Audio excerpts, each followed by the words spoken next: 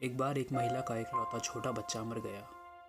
वह लगभग पागल हो गई और चारों ओर अपने बेटे का शव लेके लोगों से पूछने लगी, क्या कोई चिकित्सक है जो मेरे बच्चे को फिर से जीवित कर सकता है? कृपया मुझे बताएं।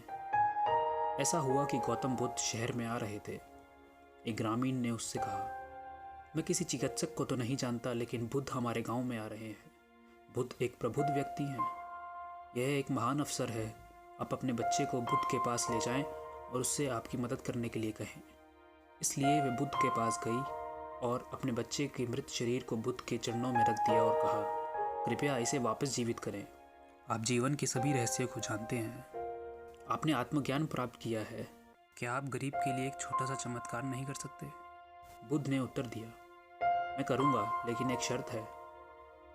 महिला ने कहा, मैं अपने बच्चे को वापस जीवन में लाने के लिए कुछ भी करने को तैयार हूँ।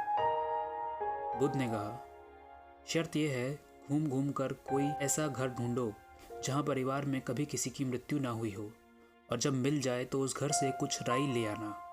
गांव सरसों की खेती कर रहा था, इसलिए बुद्ध ने उसे गांव में घूमने और देखने के लिए कहा। महिला ने पहले जाकर उन्हें सारी बात बताई और बीज मांगा।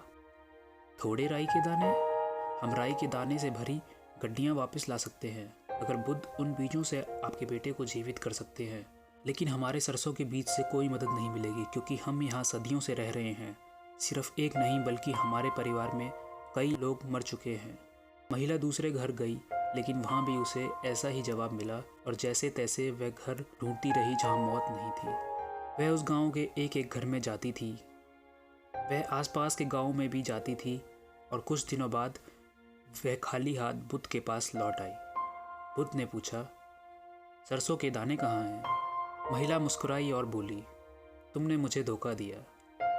ऐसा कोई परिवार है ही नहीं, ना इस गांव में, ना पूरी दुनिया में, जहाँ कोई मरा नहीं है। जो पैदा हुआ है वह मर ही जाएगा। मैं अब समझ गई हूँ। मैं नहीं चाहती कि मेरा बेटा फिर से जीवित हो। कृपया मुझे ध्यान की कला में दीक्षित करें, ताकि मैं उस भूमि अमरता के स्थान जहाँ जन्म और मृत्यु कभी नहीं हुई वहाँ जा सकूं। बुद्ध ने कहा, आप बात समझ गए। उस समय बुद्ध ने उस स्त्री को दीक्षा दी और वह बुद्ध की शिष्यों में से एक ज्ञानी बन गई।